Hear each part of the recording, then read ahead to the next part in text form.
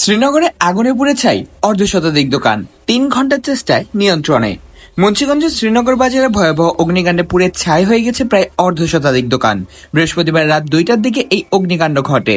মুহূর্তেই আগুন ছড়িয়ে পড়ে বাজারের মূল অংশের কাপড়ের ও মুরগির দোকানের ৩টি গলিতে।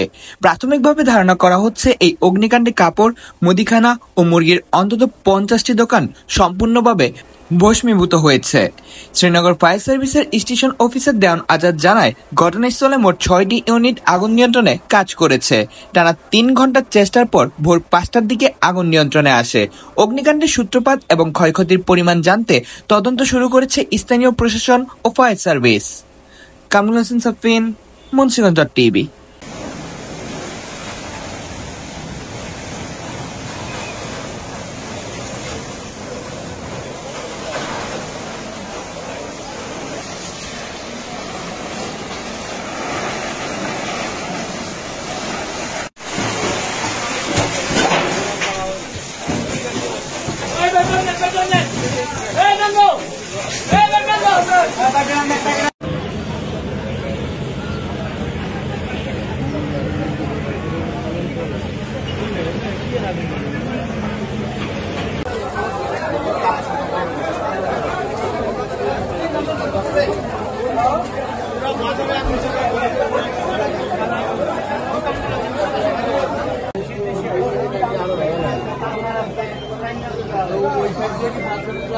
হ্যাঁ